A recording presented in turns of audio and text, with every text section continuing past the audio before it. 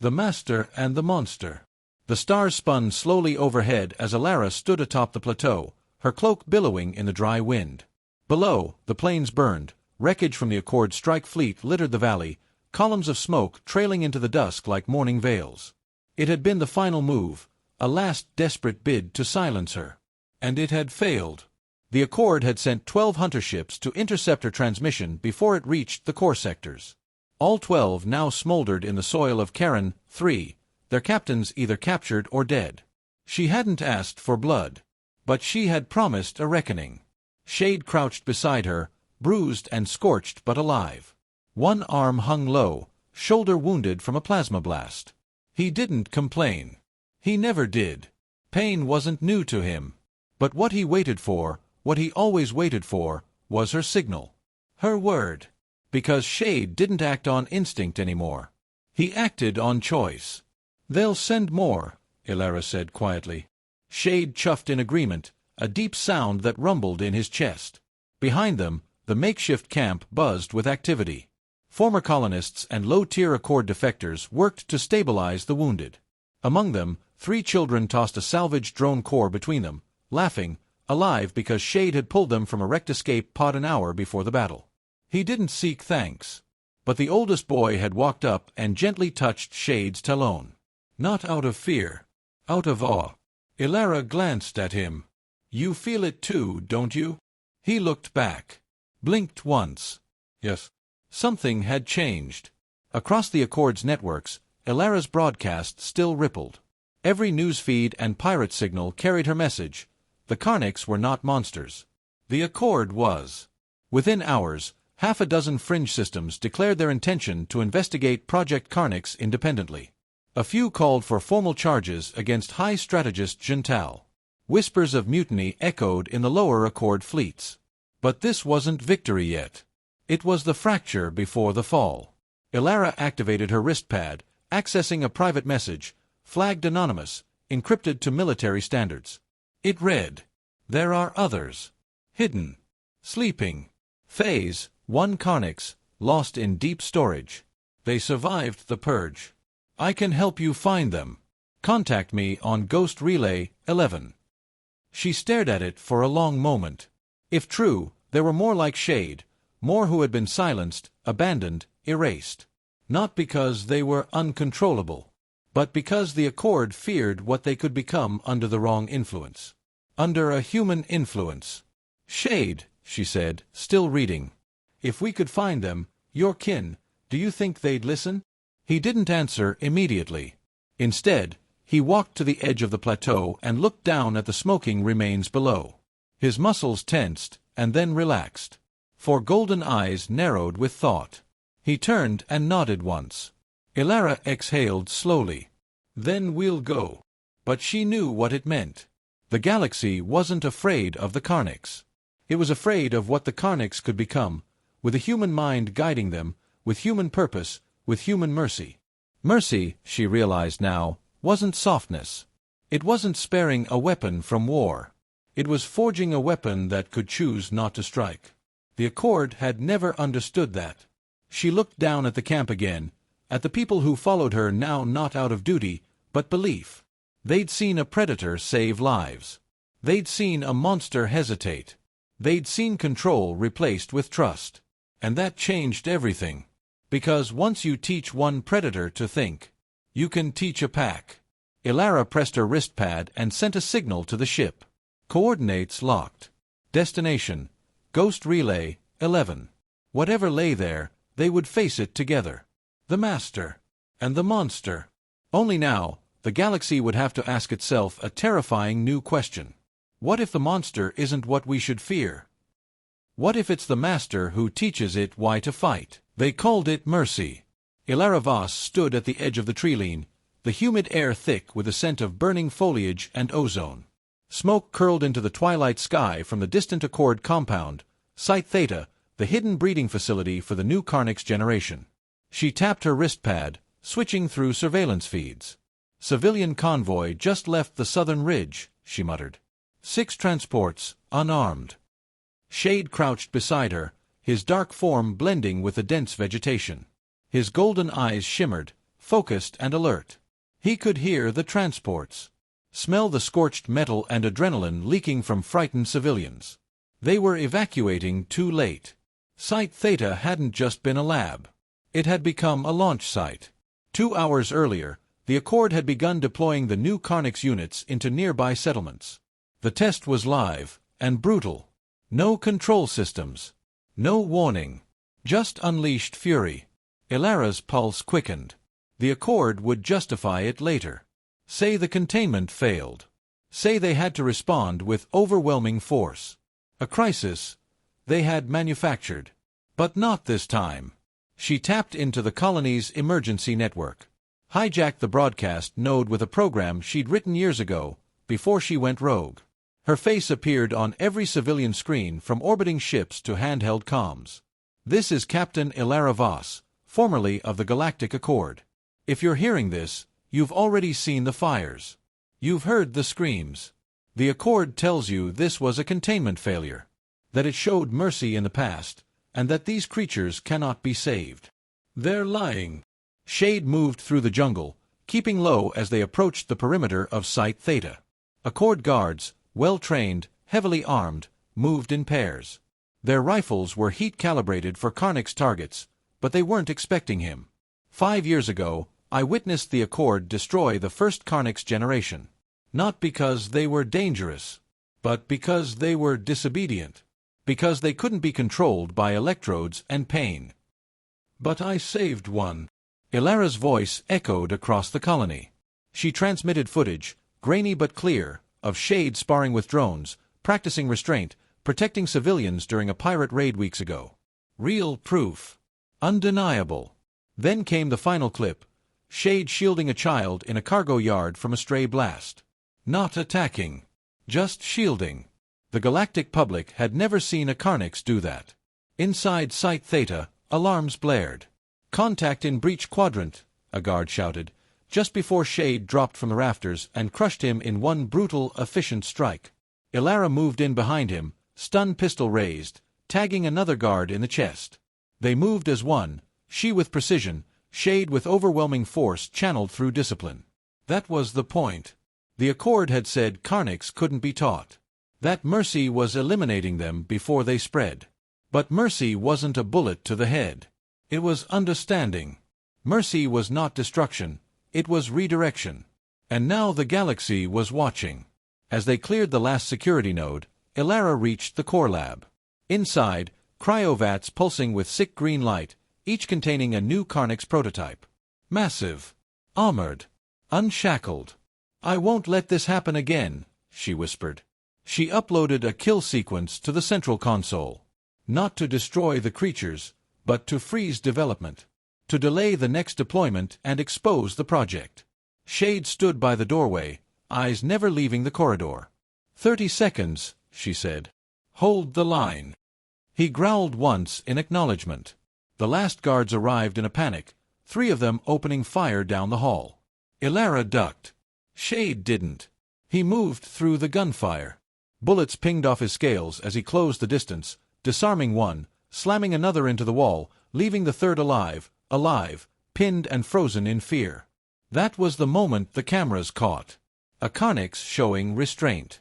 By the time Ilara and Shade slipped back into the forest, the compound's defenses were offline, its secrets broadcast.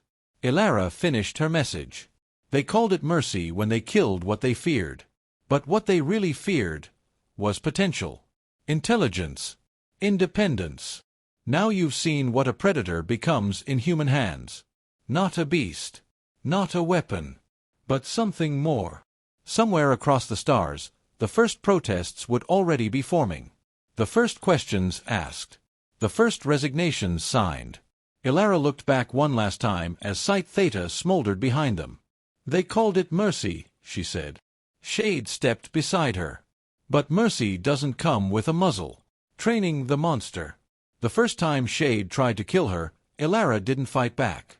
She was bleeding from a deep gash across her ribs, lying flat on the steel floor of the freighter she'd stolen from the Accord. The juvenile Karnyx loomed over her, its muscles tense, claws clicking rhythmically on the metal, hesitating. Confused. She had dropped the stun baton. left herself open. And in that moment, Shade did something no one in the Accord thought possible. He stepped back.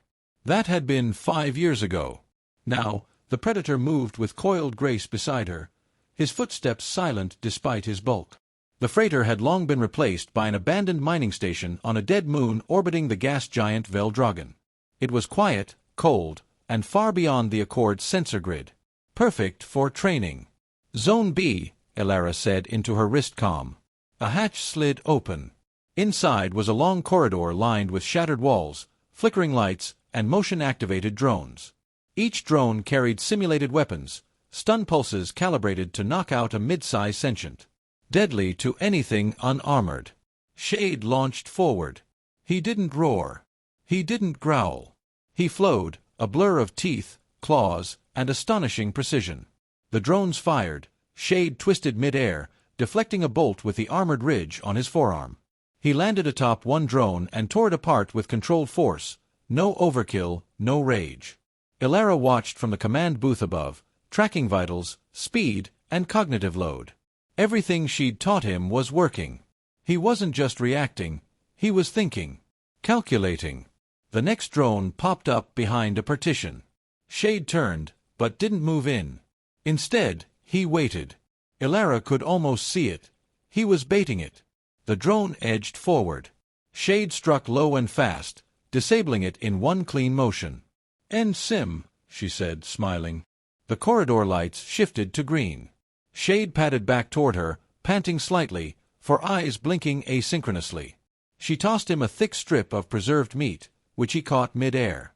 3 seconds faster than last time, she said. No injuries. Minimal destruction. You're improving. Shade chuffed. Not a laugh, but something close. They didn't speak in words. They didn't need to. Over the years, they'd built a language of glances, gestures, tone, and trust. Where the Accord had tried neural inhibitors and behavior suppressors, Elara had used something much simpler: consistency. Every time Shade lashed out, she endured it. Not passively, she set boundaries. But she didn't punish him for confusion or fear. She guided him, earned his loyalty, his respect. That made her dangerous. More dangerous than the Accord could imagine. A light on the console flashed red. An encrypted signal. Elara tapped it open and played the feed. It was a private channel from an Accord intelligence satellite, one she shouldn't have been able to access. But she had old clearance codes. And some debts owed. The feed showed a new facility, sleek, high-tech, hidden on a jungle world in the Outer Rim. Guards in Accord tactical armor. Biological containers. Suspended forms inside translucent vats. Elara leaned forward. Her heart sank. Karnyx. New ones. Dozens. But something was wrong. They were bigger. Their bodies altered, denser muscle, longer talons, reinforced jaw structure. No cortical stabilizers. No inhibitors. The Accord wasn't trying to control them this time. They were just letting them loose. They learned the wrong lesson, she whispered. Shade tilted his head, sensing her tension. They think if they make them angry enough, savage enough, they won't need control protocols. Just pure terror. It was a desperate move. After the failed first generation and the PR nightmare of the so-called Mercy shutdown, the Accord had realized the truth. Karnyx worked. They just hadn't worked for them. So now, they were trying again. But this time, with no restraint. And this time, civilians wouldn't be spared. Elara turned toward Shade, her mind already racing through a dozen scenarios, a dozen contingencies. She'd trained him for 5 years, not just to fight, but to understand. To think tactically. To know the difference between a target and a bystander. That distinction would be the line between a monster and a warrior. They're going to burn colonies, Shade, she said. Places with families, kids. The Accord will blame it on wild Karnyx. Say they're rogue animals. But we know better. Shade's claws curled slowly, puncturing the floor plating beneath him. Elara activated the ship's NAV system. We're going to stop them. Not just because we can, but because you are the proof they were wrong. The Predator stepped beside her, silent and steady. The Accord had tried to bury Karnyx. They had tried to erase the threat. But what they'd really done was create a legend. And now, that legend had a master. Mercy Protocols. They called it Project Karnyx, a whisper among the higher ranks of the Galactic Accord, spoken only behind sealed doors and encrypted comms.